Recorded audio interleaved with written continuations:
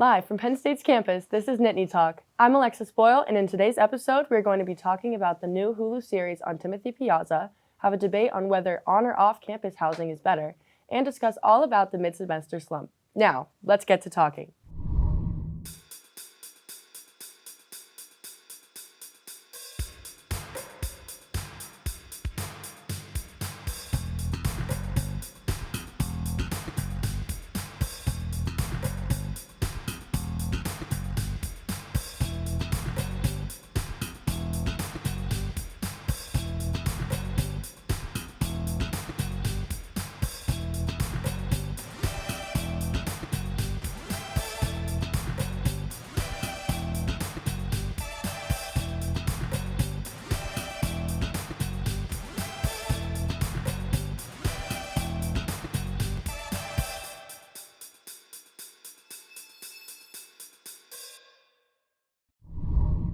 Welcome back to Nittany Talk. My co-hosts Janelle Randolph, Ashley Mascaro, and Jeremy Laguerre and I will be discussing the new Hulu series based on the death of a Penn State fraternity student, Timothy Piazza. This is insane. Like, finally, they're releasing a Hulu series about this. Like, this was a big deal. I mean, Beta Theta Pi closed down years ago, or a couple. I think it was about 5 years ago. 5 years ago because of this horrible accident. I mean, I don't even have words for it. What do you guys think about that? Do you want? No, you can go ahead. I was at first concerned when I saw it because I think it might be in a little bit of poor taste. You know, I don't really like the trend currently in Hollywood of like us making shows about terrible tragedies. Like I know Dahmer, like the new show just came out as well. I'm not really sure we should be, making light of these tragedies. So, yeah. Yeah, I know what you're saying. Like, I have not watched Dahmer. I have no interest in watching anything like that. But I think it'll be an interesting thing, especially as a Penn State student. I think it'll actually be something interesting. And I know his parents were super, super happy about this. They said this preventable issue finally being addressed. Yeah, and I did read that. That's awesome that his parents are accepting it and that this awareness is finally like being presented to the world so we can really make sure that hazing does not happen anymore in a fraternity or anywhere.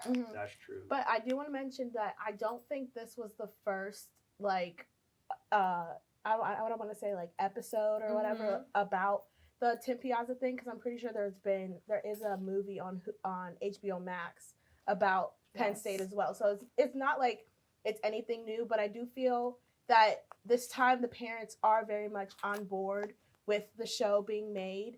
And they think it's a great thing. So I don't know how they felt about the other two movies or whatever that's out there, but I know that they're on board with what's happening for the Hulu series. Yeah, I think I do know what you're talking about in terms of like the HBO Max show. Yeah. I don't think those were Timothy Piazza specific. I think this one is going to be specifically about Timothy Piazza. Right. But like I said, I was a little concerned at first, but once I did hear that the parents were on board and this is going to be like kind of an homage to him and like kind of like spreading awareness about, like the dangers of hazing and like alcohol abuse on campus, I felt more at ease about the show once I heard more about that. Yes, definitely. His parents gave their full support, and they were actually very happy about it. And that's great because, like you guys have said, it's bringing something back that on February 4th was 5 years ago. And it's just sometimes bringing things back can actually be more painful or detrimental to people. But the fact that their parents are on board and gave permission to Lionsgate and Hulu is perfect. And I think especially since the producer Robert Greenblatt, he is incredible. Like he was involved with Melrose Place and Beverly Hills 90210, and I get they're completely different like types of shows, but they were both some of the biggest hits ever. Right. So I bet that this is going to be a really, really good series with him. Yeah, and he's created so many good things. And I'm so glad it's just like the executive producer person. Like I'm just so glad they didn't just pick anyone, and they made sure that he had a great reputation. And I know they're gonna try to make sure that it's gonna say everything that needs to be said. It's not gonna be like just like a blow off kind of show. You know what I mean? That's like true. They put no effort into it. Yeah, they're like put effort they're making sure that following all the steps and like not trying to cruise over just Yeah. like to make it all Hollywood. You know what I mean? Yeah, Yeah. That's I'm true. interested in seeing how they're going to portray this because this is a very, very like real thing. Oh, I mean, yeah. you have a man that has 18 drinks in under 82 Mhm. minutes, falls down 15 feet of stairs. Like, this is just going to be very, very hard. And I mean, it'll be interesting to see Mhm. how it comes out. It That's really true. will It is be. a very touchy subject, and I am, like I said, a little bit concerned. I mean, like, think about it. Like, he was 19 when he died. Like, I'm Mhm. 19. Like, Mhm. think about Yeah, how same. young that is, for a life to be lost. Mhm. So this is definitely a very touchy subject, and I'm glad at least that somebody that's qualified to make shows like this is going to be creating it, Agreed. and hopefully they do it in a tasteful way that's respectful, to everybody involved, and especially to Timothy Piazza and his family. Right. Yes. So the show is going to be based off the article that Caitlin Flanagan Yes. wrote called "The Death of a Penn State Student." Yes, in the Atlantic. Yeah. So in the very beginning, it talks about how like there's like Tim Piazza isn't the only kid that has died from hazing Yeah, at a frat, obviously. Mhm. but it's the way that the only reason that this is out is because there was security footage.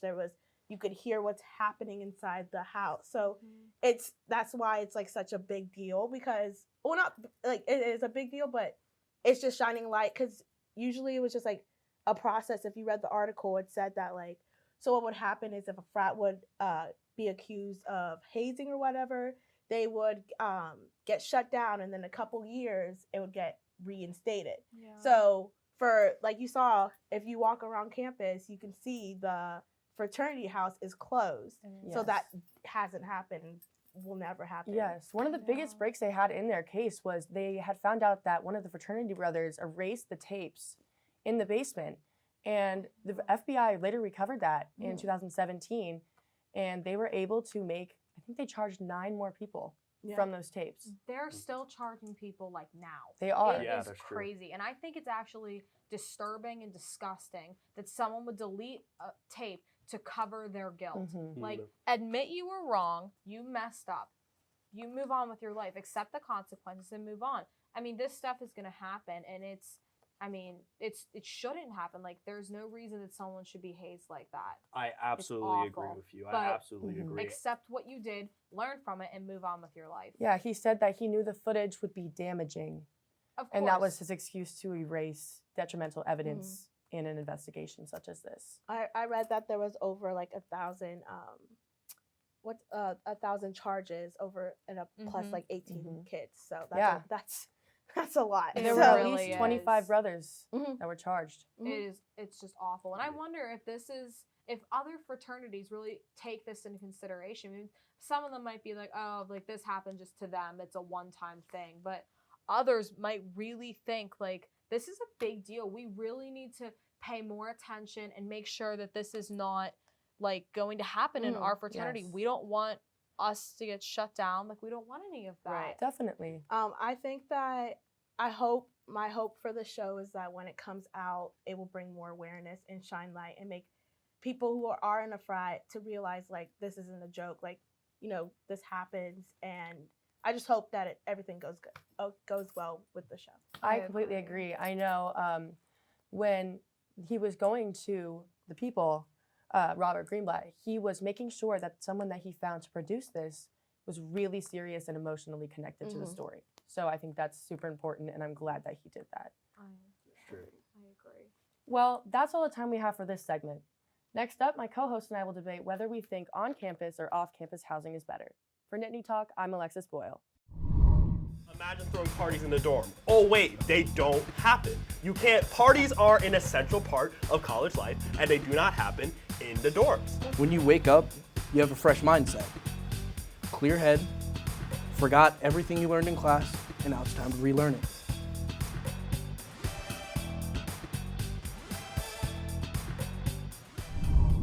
Welcome back to Nittany Talk. I'm Alexis Boyle, and now it's time for the debate about college housing. So, Jeremy, what are you thinking? Well, first of all, off-campus housing is just obviously better. Like No, it doesn't definitely. even No. make sense. No. Think about it.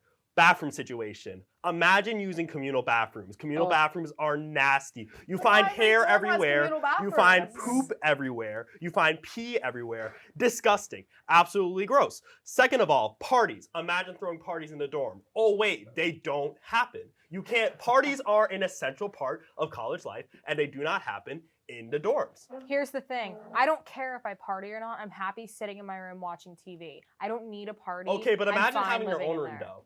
Oh wait, you live in a dorm. Well, my roommate and I have complete opposite schedules, so technically it is my own room. Yeah, well, you I don't have care. half the room for half the day, maybe. You know what? I'm concerned. I'm happy with it.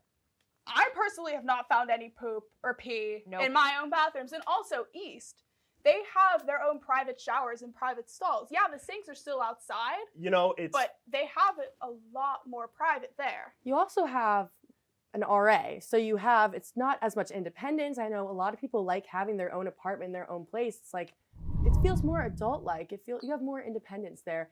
And when it comes to the Pollock bathrooms and the South bathrooms and East unrenovated, I've been in there and I've seen those bathrooms, and let me tell you, it's horrifying. Sometimes the shower handles like to here. I have to squat just to get underneath it. And I might be a tall girl, but that's just a no for me. You know, I love having an RA. My RA is the best. Shout out to Angela. She's the best. Anyway, Mifflin floor 5. She's great. RAs are it's like a little glorified friend. babysitters. You know They're what? When glorified I dropped babysitters. my ID in the garbage can, she was the only one who would help me. It was so nice. And I knocked on her door. I was like, Angela, what am I supposed to do? It was the best thing in the world. If she was not there, I don't know what I would have done. I would have had a dumpster dive that day, and I do not touch trash. Do Let you me tell also you- love wearing shower shoes though? Because personally, I do not. It's not that bad, I don't care. honestly. I feel I a little mean, more protected. I do too. I don't like it because it just, your feet are all wet, and then but they're all wet in a normal tub. Exactly. yeah, and then you have to take your shoes off and like make them dry, and then you walk back into your room all soggy and. No. I will No. say wearing shower shoes is worth having the dining hall right there where you can Oh, I easily so agree go with to the that. market and get whatever you want. Plus, in Pollock, the hub is 5 minutes away. There's a gym Exactly. 2 streets away. Whereas, let's say next year, if I live off campus and my apartment doesn't have a gym, I'm going to have to walk to Planet Fitness or a gym that's down the road, or I'm going to have to walk back on campus to the white building of the But it's IM. like the same walk. You're And still you have walking to if you have to go pay to the for gym. Planet Fitness. The Mhm. IM and the white building, you don't have to pay anything for them. Even Rec Hall, you don't have to pay anything. Okay, but location-wise, you can't argue that those apartments that are downtown, that's a great location. If they're right downtown, they're still right at campus. You get good restaurants too. I mean, you can go anywhere. You can go to Panera. You can go to Cane's. We are every day. college students. We should not be eating fried chicken every single day. But First of all. in reality, do they? Do college Yes. students eat that? Yes, people they do.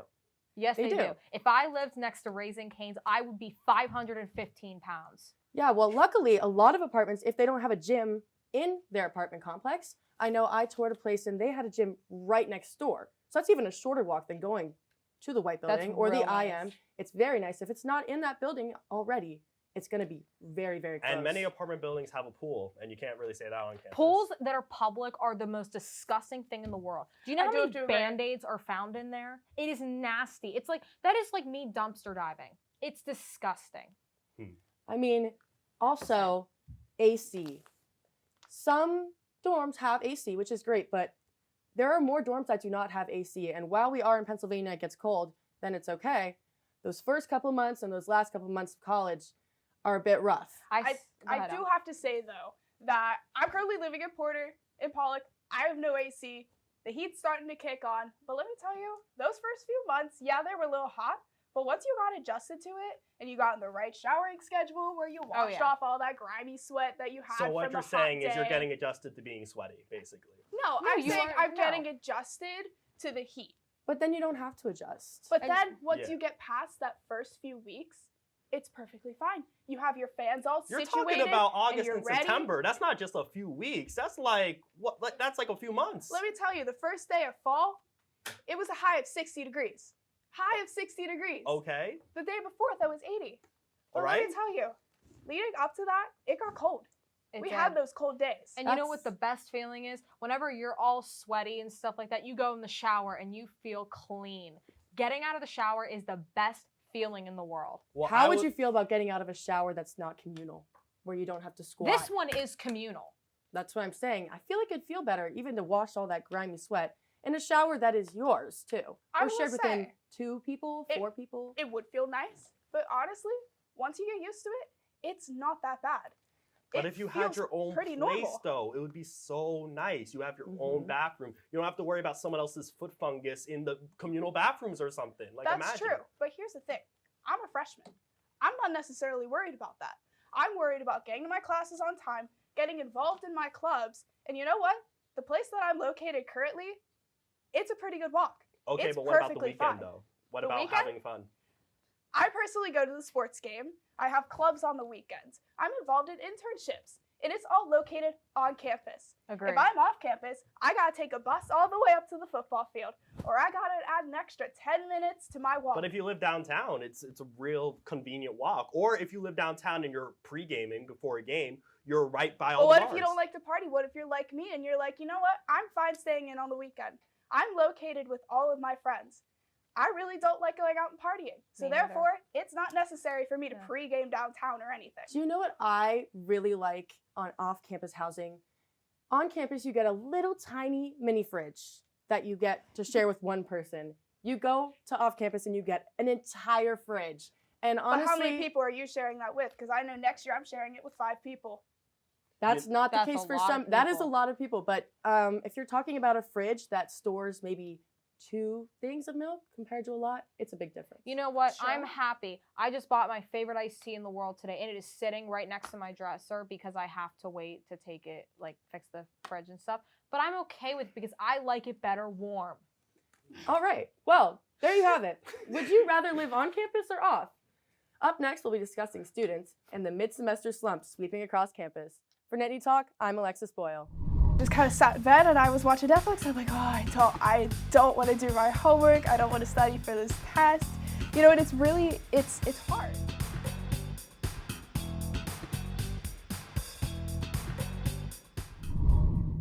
Welcome back to Nittany Talk. I'm Alexis Boyle, and in our last segment of the day, my co-host and I will be discussing what college kids refer to as the mid-semester slump.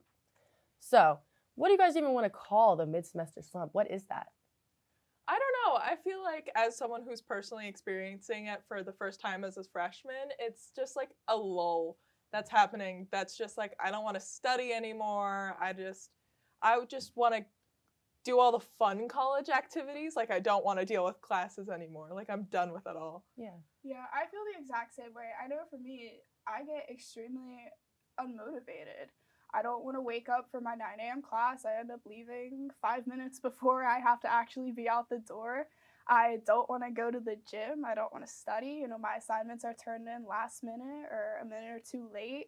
It's extremely, you know, degrading to myself, and it's really hard to come out of. Yeah.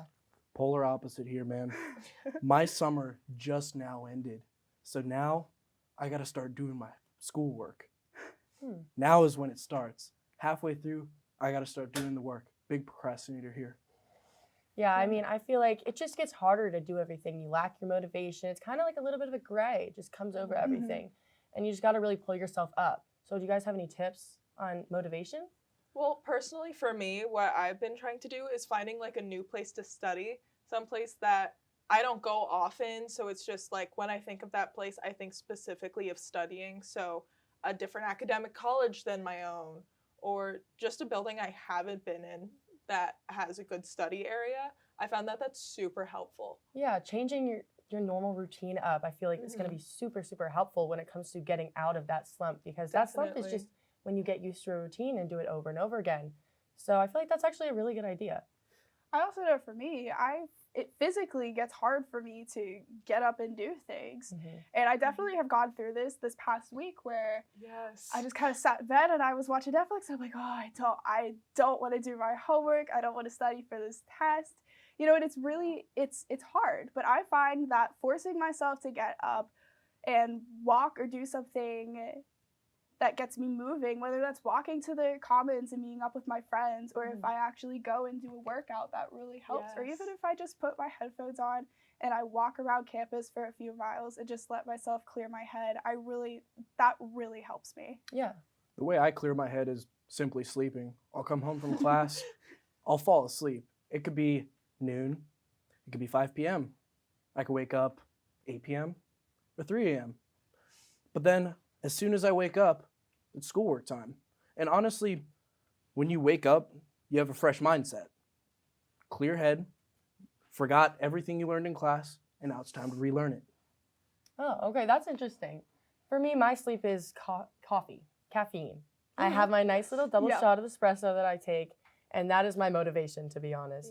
And I also feel like once you start going and you start getting yourself, you get more energy. You get more motivated once you're doing things. The more productive you are, the more energy you're going to have. Yeah, I definitely agree. And just in general, like getting out of your room, like that helps a lot, whether it's going to get coffee or just going to walk around. Like I feel like I'm most productive when I'm out of my room, because the second I'm in my room, I'm like, oh, there's my made bed that I could just mess up by watching Netflix very aggressively, or like throwing a pillow across the room. Like I know when I'm in my room, I'm not at my most productive. So I just get out of that room and find something else to do. Yeah, I really like what you said, Elle, about being with friends. I feel like that really just lifts your energy and it lifts up your mood. And it kind of takes away that gray feeling of the slump that comes in. Yeah, I know it's always fun when it's 9 o'clock at night and I know I have a few assignments that are due at midnight, and I get that text from my friends and they're like, hey, does anyone want to meet and do homework, whether that's in Pollock Commons where most of us are, or if we want to go to the hub, or if we want to walk to the library for a few hours. It definitely lifts my spirit that there are other students out there who feel the same way and want to get work done with other people. It really helps. Definitely. We're all a team here, man. Yes, we Yeah. are. We are.